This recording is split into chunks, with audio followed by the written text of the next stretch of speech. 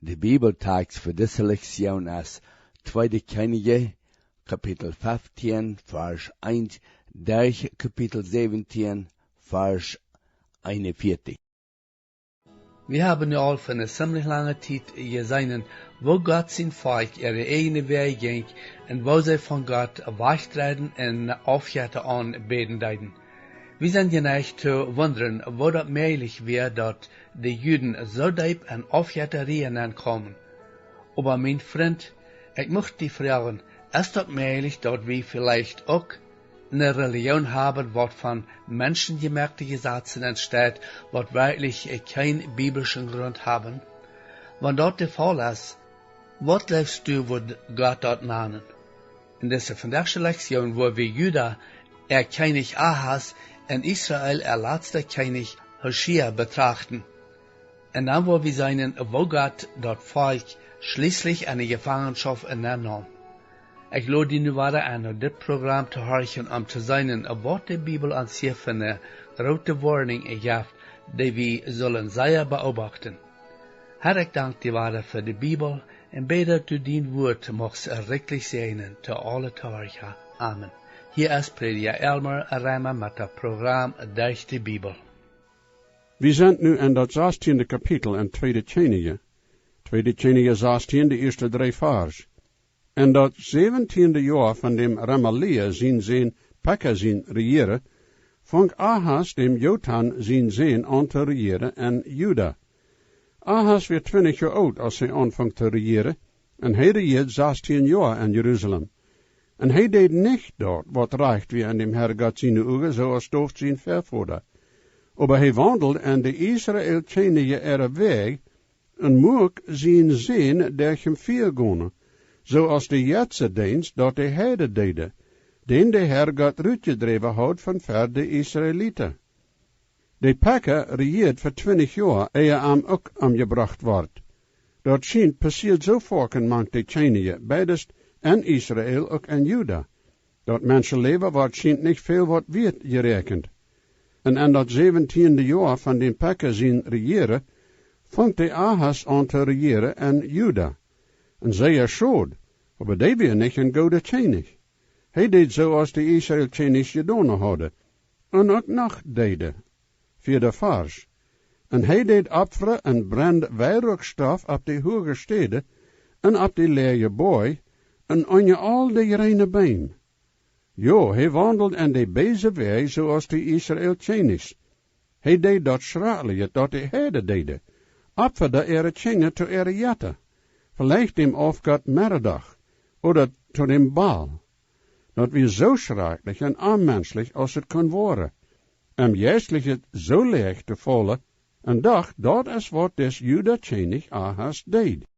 Hij schijnt van alle hand versteden, wo hij to de jatte opferen kon, zoals de hoge steden, leege boy, ongereine beim en zo wieder. De Ahas had zich ganz en kort overgeeft aan heidnische jatzedienst, en heidnische jatte aanbeden. 5 vers. Dan kwam de Syriën König Retsen, en Pekka de König in Israël naar Jeruzalem, tom jegen Juda kriegen. En zij lagerde zich jegen Ahas, aber kunnen niet gewinnen even aan. En dem Jesaja zijn profetie, dat 7e kapitel, is des terecht beschreven. Dat is een zeer wichtig poort, wils in de profetie is dat profetie van Jezus zijn geboorte, der geen eindlet zit merken, ohne dat een man daar wat met te doen had. Jesaja deed profetie, dat des Ahas niet heren wil wat God te zeggen had. En hij deed dem Ahas aanreden, dat hij dem Herr God vertrouwen zal. Aber dan deed de Ahas naar Assyrië gaan voor help. Dit moet dan de daarop voor Assyrië af te komen, en met de tijd dat noordelijke trek gevangen te nemen. 6 vers. Tot die tijd neem Retsen de Syriën König Elat voor Syrië, en dreef de Juden uit van Elat. En de Syrianen kwamen en woonden daar wat des dag. Wat des dag meent je dan, wat de tijd als des bereikt en 2 Könige geschreven wordt. Dit is dat eerste maal dat woord Jude gebracht wordt in de Bijbel. Door zijn zo'n desire dat de naam Jude meint immer bloos dat volk en dat ziedliche Reich. Aber zij dat hier neemt dat ook dat volk en dat noordelijke Reich met aan, sogar bij de Syrische grens. En we worden meer van dit zijn dat dit noemen wordt gegeven te alle 12 geslachten. 7e en 8e vers.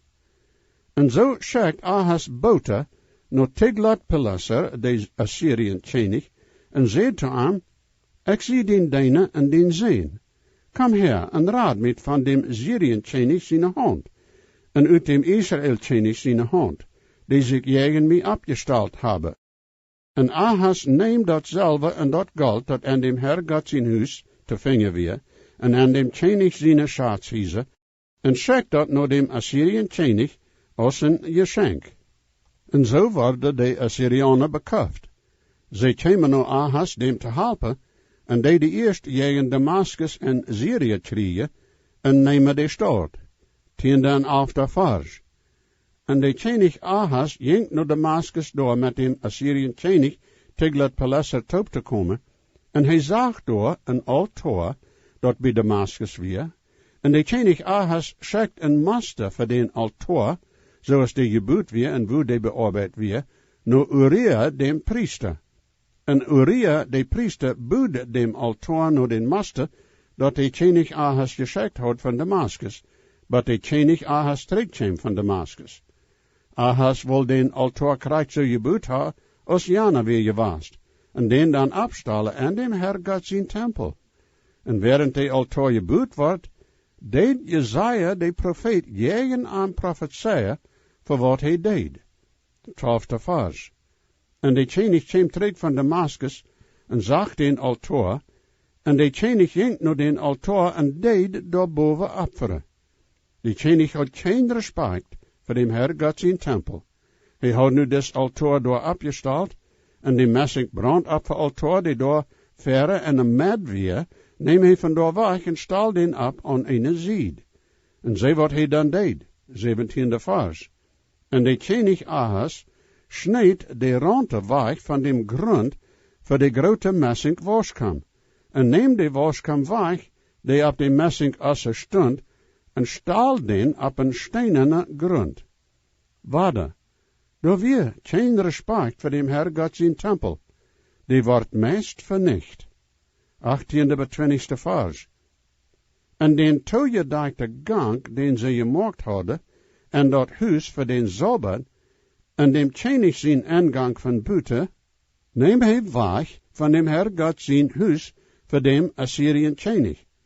Nu alles dat Ahas deed, zijn hij niet beschreven in de beken van de kronikenbeken van de Jude konings. En Ahas starf en aan wordt begroofd en dooft zijn stad. En Hezekia, zijn zoon, regeerde in zijn stad. Ahas deed den tempel meest vernichten, wens ze mij al dat stroom weer nu losgenomen. Den tempel leed het nu zeer eenvoudig. En zo is met al die anderen, zo storf des Ahas ook met de tijd, en zijn zoon Hezekia regeert nu in zijn stad. En dat is een groot wonder dat zo'n godloze man als die Ahas weer, zo'n zoon wordt hebben als die Hezekia weer. We worden dem zijn regeren bechecken in dat nächste kapitel. En nu komen we bij dat 17e kapitel. En in dit kapitel, mank andere, is beschreven, hoe dat Israël koninkrijk weggenomen wordt in gevangenschap. Er zijn meerdere oorzaken waarom de Herr God Israël leidt in gevangenschap genomen worden. Eerstens, aan gehoorzaam, 13e vers. We worden dat bechecken wanneer we bij komen. En de Herr God maakt dat zeer klaar, dat wanneer hij ook egel jegen aan je gezegd had, hadden ze niet gehoord. Hij zegt aan profeten, een en om andere, aber zij geven geen acht op wat die zeiden. En schließlich weer dem Herr God dat een oland doormaakt. Tweedens, zij deden niet leven wat God te aan zeid, aangeloven, 14e vers. We worden dit ook een beetje beter bechecken wanneer we door worden zijn. Dat we niet bloos dat ze aangehoorzaam werden, ze worden zeer hardnakkig, en je leefde niet wat God te aanreed en aan woorden deed. En derdens, zij deden dem Herr God trotsen. Ze werden jegen aan, nu besonders in dem dat ze niet de Sabbatjaren gehouden hadden, voor 490 jaar. Dat waren de Sabbatjaren, jede 7 jaar. De Heer had gezegd, dat jeder 7 jaar zal dat land niet bearbeid worden, maar ze hadden dat niet gehouden.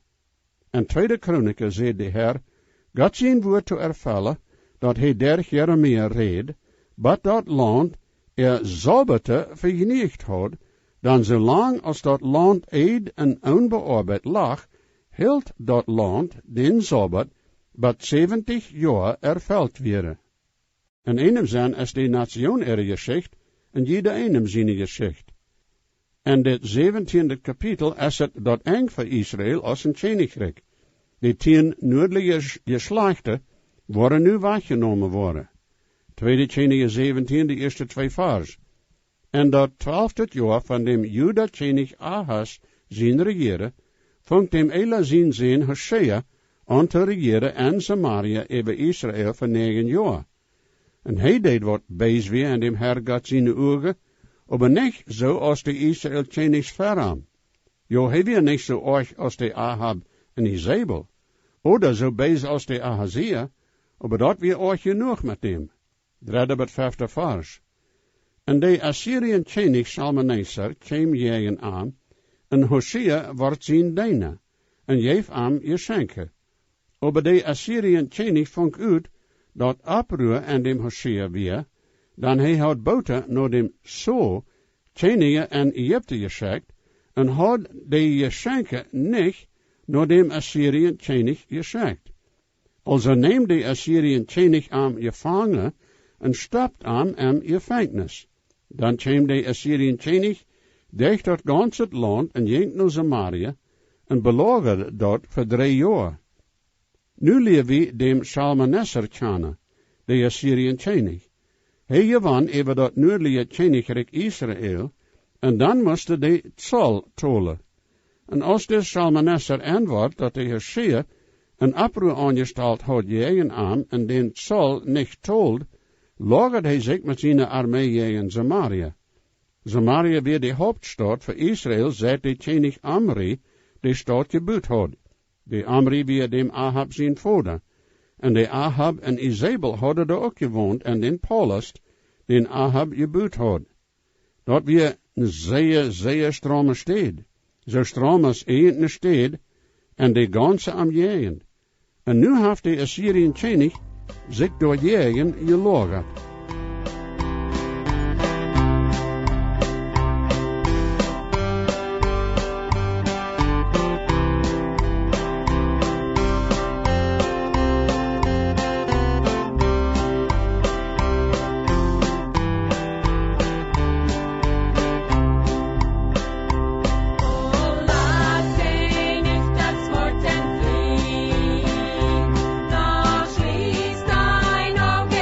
Das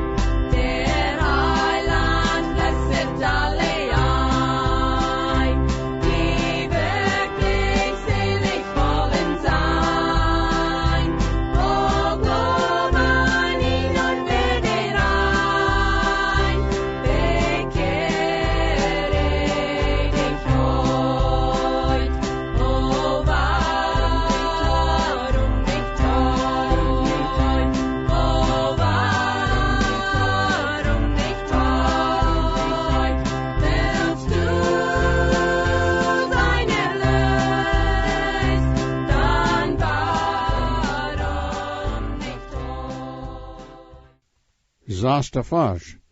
En den kjenich Hosea zijn 9 jaar, neem de Assyriën kjenich de stad Samaria, en neem Israël weg in gevangenschap naar Assyrië, en bracht den naar Hala en Habat bij den gods en Rifa, en de grootsteden en Medan. Dit waren dan de 10 geslachten. Dat zijn nu zo'n desire dat die 10 geslachten niet meer te vinden zijn. Ze zeiden, die zijn verloren met al die andere nationen. En dan zei een dat die bij Engeland kwamen en vandoor naar Amerika. Zoals een zei, dat maakt een fijne geschichte. En je hebt dan eens je mensen een stel te zijn, dat wanneer ze van Engeland zijn, of van Amerika, dat ze om een nog van die verlorene geslachten zijn. Maar dat is ganz een geschichte die van mensen opgemaakt is. Er is niets in de Bibel dat zo'n ondersteunt wordt. Zum Beispiel in Jakobus 1:1 zegt Jakobus Gott en dem Herr Jesus Christus zijn geloof aan de 12 stam die wijd en breed verstrekt zijn. Jakobus ziet toch niet zo dat die 10 geslachten verloren werden. Zonder deze leven dat die verloren werden, denken dat dat passiert als ze door naar de gevangenschap genomen worden. Als de Joden teruggingen naar ihr land, is not te forsen dat een van alle 12 geslachten teruggingen naar ihr land. Meerdere miljoenen worden in de gevangenschap genomen. Maar bloos bij 65.000 kwamen terug naar Palestina. Also, wat weer dat dan? Dat het doorbracht dat Israël weggenomen wordt? Dat weer Jetzedienst. 7e en 8e vers. En dat weer zo, wils de Israëlieten tegen dem Herr God gezindigd hadden, die aan van Egypte uitgebracht had, van onder dem Egyptische kjennichsvader uit zijn hand, en hadden andere jette gediend, en wandelde in de heide ihre ordningen, den de Herr God uitgedreven had voor de Israëlieten, en van de Israël kjennigen, die gemaakt hadden. De Herr had zeer veel geduld gehad met dat volk. Voor 200 jaar, nadat dat kjennigrijk gespoeld wordt, geeft de Herr God aan veel gelegenheden en tijd terug te komen na aan. Maar ze deden dat niet. Ze wankten egel weg en Jetzediensten aan. De Bibel maakt dat zeer klaar, dat aan weggenomen wordt en gevangenschap, wegen Jetzedienst. 9 en 10e vers. En de Israëlieten deden hem geheime dat wat niet recht weer bij dem Herr God, en ze boeden zich hoge steden en jede stad, van dem weg te zien turm wat de stad de wand ram had. En ze stelden jetterbeelden op, en moeke aschere beim op jede borg, en aan je alle grene beim. Irgendwo aan alle wegen, wo een handchecken kon, wordt de heidnische Jetzedienst geëefd. En dat immer met dat oorste onmoralische toopje mist. 11e en 12e vers. En ze brandden weinig stof op al die hoge steden, zoals de heilige donen hadden, den de Herr God ver aan wegneemt, en eefde allerhand verbezet, dem Herr God aan te reizen te ooien. Dan ze den de jette, van woont de Herr God te aangezegd had, zo'n zal je niet doen. God had de heide nationen uitgedreven, wil ze zo'n onmoralische deden en Jetzedienst. Also, wordt God zijn volk dan bijna laten, wanneer ze dat namelijk het deden? Nee, hij wordt niet, dat is zeker.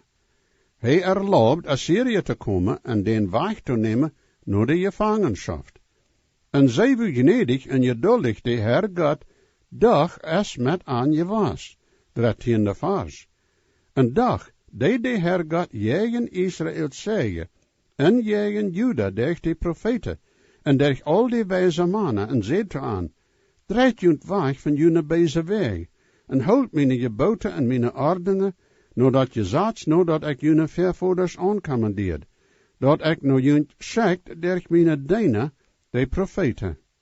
God had de profeten geschikt, zonen als Ahia, Elia, Micaiah, Elisa, Jona, Amos en Hosea, naar dit volk en dat noordelijke Israël kjennigrijk. En dat zuidelijke kjennigrijk schickt hij ook profeten. Zonen als Shemaiah, Joel, Jesaja en Micha. Later wordt hij dan ook nog meer schikken, zoals Nahum, Habakkuk, Zephania en Jeremia. Jede profeet deed dat volk warnen en beid kjennichs wat passeren wordt, wanneer ze er deze weg niet verloten worden, en niet terugkomen naar dem Herr God. Een dag, de 14e vers, aber ze horchten niet, en moeke je nek hoort, zoals vouders hadden, die niet dem Herr God geleefd hadden. Also wat weer de grondoorzaak? De grondoorzaak weer aangeloven. De grootste zin, dat mensen bewijzen kennen als aangeloven, niet te leven wat God gezegd heeft. Wanneer een zich nu randcheckt naar mensheid en grote ganse, dan is het klaar te zijn. Dat mensen haar God gans aan zich geschoven. Hij heeft geen stede en de leeranstalten. Hij heeft geen stede meer in onze regeringen. En wat dat schoonste is dat hij nu ook voor geen stede meer heeft en zeer veel van de kerken in ons land. Zo schoon. Wat wordt passeren? Met de tijd wordt God je recht brengen. Krijgt zo als hij zijn volk rechten deed, lang terug. 15e vers. En zij smeten zijn ordningen en den bund, den hij met voorouders gemaakt had, ontziet. En zijn zeichnissen, met die hij jegen aangezeigd had, en zij volgden staltet no, en werden erzinnig, en volgden de heiden no, die rondom aanweren, van denen de Heer God aangezegd had, dat zij niet zo doen zullen als die deden. 18e vers. Zodat de Heer God zich zeer oorjet over Israël, en neem den weg van zijn eigen woord, keine wie je bleven. Buiten dat Jude geslacht, bij zichzelf. Also, wie dat Israël tjenig nu weg, dat Jude tjenig rek. 19e vers. En Jude ook, hield niet dem Herr God God zijn geboten, aber wandelde en de ordningen die Israël voor zichzelf gemaakt had. Dat is zeer schoon, aber Jude had niet geleerd van Israël ervaringen, zoals wij zijn worden. 20 en 21ste vers. En de Herr God geeft dat ganse Israël volk even, en deed aan even aan elend, en geef aan en den hengenen die aan vernichten deden, wat hij aan van zijn eigen woord weggesmeten had. Dan hij traant Israël van dat doofgeslacht weg, en zij moeken dem Jeroboam, dem Nebat zijn zin erkennig, en Jeroboam dreef Israël weg van dem Herr God no te volgen, en moek aan en een grote zinde. Hast behouden jo, dat Jeroboam de 2 chalven moek, en chalva jetsendienst en vierd en Israël, dat weer de zind. 22 en 23ste vers. Dan dat Israël volk wandelt en dem Jeroboam zijn zind, die hij deed, ze verleten dat niet. Maar de Herr God Israël van zijn ogen weggenomen had, zoals hij durch al zijn profeten gezegd had. En zo wordt Israël weggenomen uit het land, en naar Assyrië genomen, bat des dag. Bat des dag meent je dan, bat de tijd, als tweede tjenige geschreven wordt. Als de Assyriën tjenig Israël weggenomen had, bracht hij door andere veldje en dat Israël land te wonen. Die am Jegento en dat noordelijke poort wordt Samaria genaamd. De Samarieten, van denen we lezen in het Nieuwe Testament, zijn de nakomen van denen die de Assyriën tjenig door in dat land bracht. Dat is waar die aanvang hadden. 25 tot 29ste vers. En dat passeert am aanvang als die door aanvangen te wonen, dat zij dem Herr God niet vechten deden, en de Herr God zegt door lijf een mank aan, en de lijf deed meer mank aan vernichten.